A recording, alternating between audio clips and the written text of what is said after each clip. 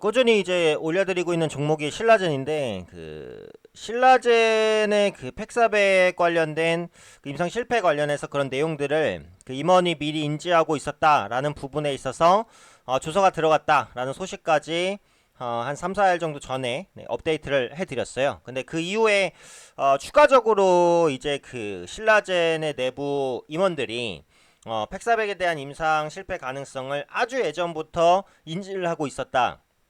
라는 관점의 그 기사들이 좀 나온 게 있어요. 그래서 이 기사 내용도 한번 정리를 해드리면은 괜찮을 것 같아요.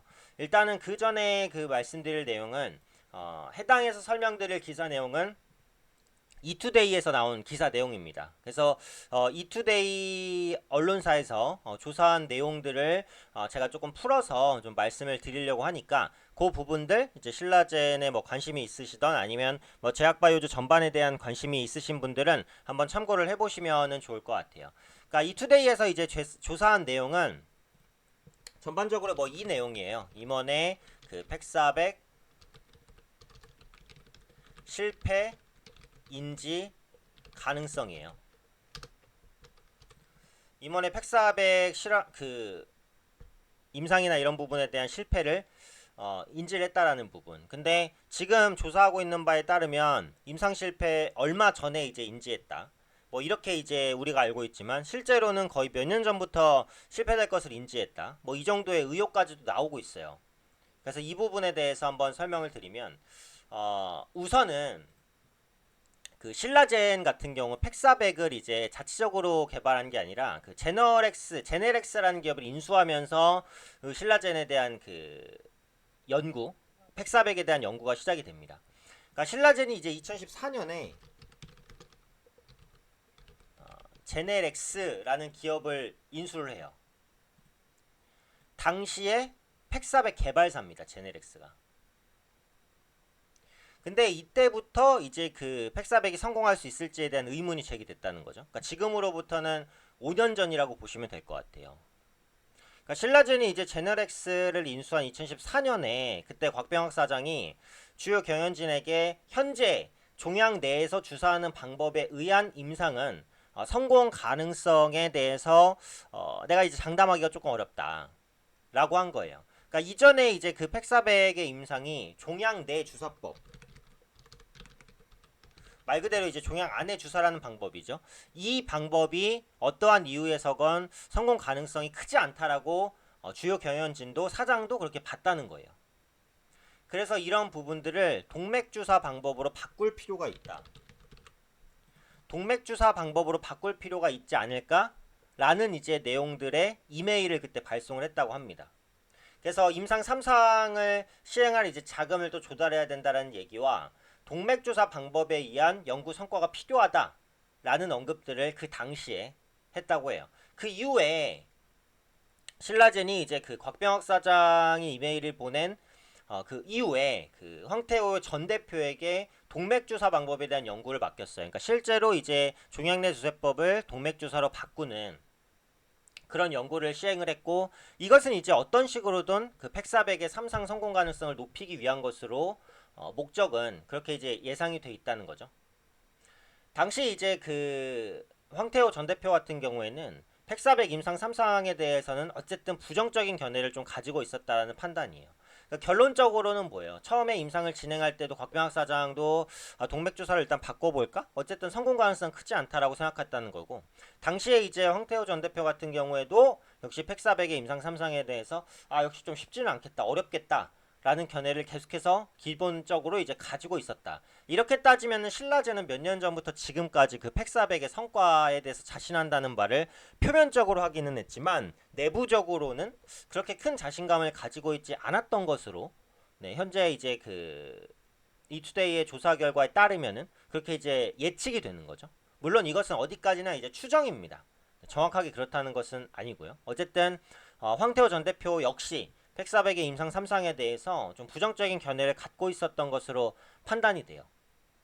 그러니까 여기서 이제 제기됐었던 문제점들이 뭐냐면은 체내에 머무르는 시간이 부족하다. 충분한 효과를 발휘하기가 좀 어렵겠죠. 그리고 임상 환자 수가 부족하다. 임상이라는 게 사실 환자 모집도 굉장히 중요하거든요. 근데 그런 표본들을 그러니까 그 임상 대상자 환자 수를 많이 확보하지 못하면 실질적으로 신약이 나오기까지 그런 성과를 낼 수도 없는 것이니까 이런 부분들을 계속해서 문제로 제기를 했었고 이런 부분에 있어서 시술법 문제도 역시 있다라고 했어요. 그래서 앞서 말씀드린 대로 그 종양내 주사법에 대한 방법을 그 동맥에 투여하는 방식으로 바꾸는 방안을 계획을 했다라는 거죠. 근데 여기까지 일단은 조사 내용이 있는데 그 다음에 신라젠이 2015년 그것도 역시 지금으로부터 한 3, 4년 전인데 미국 FDA로부터 간암 대상 팩400 글로벌 임상 3상을 승인을 받았습니다. 근데 그 이후에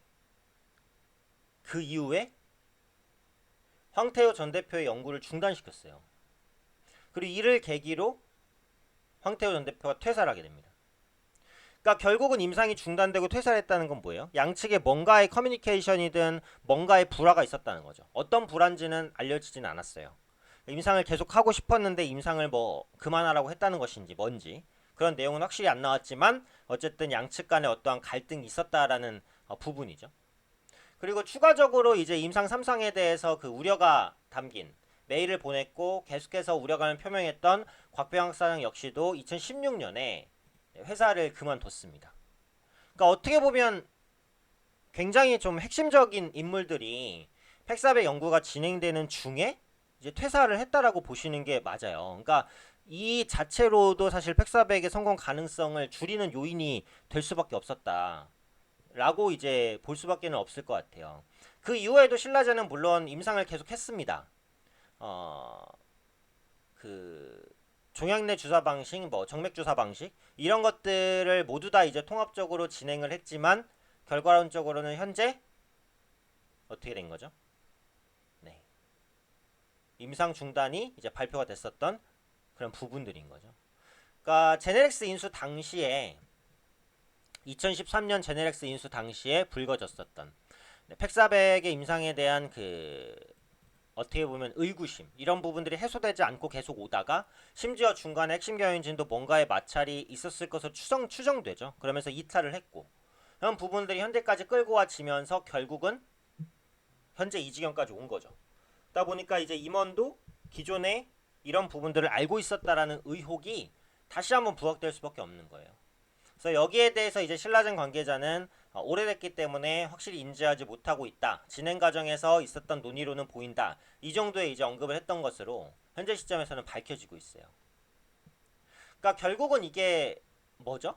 결국은 이제 임상 시험에 대한 결과를 주주 입장에서는 사측이 밝히는 내용을 100% 믿을 수밖에 없어요.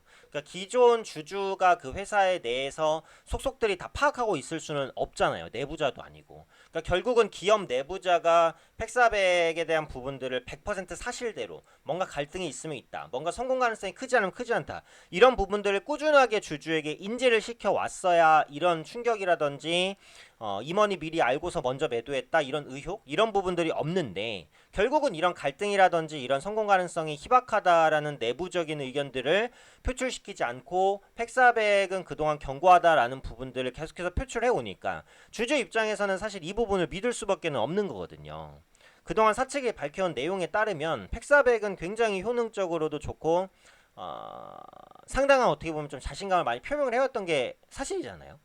근데 내부적인 부분을 알고 보면은 이런 논란이 있었다라는 것들이 후에 조사에서 좀 드러나고 있는 그런 모습들이라고 생각을 해요. 그러니까 결국은 그 기업가로서의 이제 도덕적인 그런 부분들도 굉장히 중요하다라는 것을 이번 사건을 계기로 해서 다시 한번 좀 인지할 수 있지 않았나 싶어요. 그래서 이투데이의 이 조사가 사실이다라고 한다면은 예전부터 이제 팩사백의 실패 가능성을 예상이 좀 되어 온 것이고 얼마 전에 임원 매도도 당연히 연결지어서 볼 수 있는 부분이라고 생각을 합니다.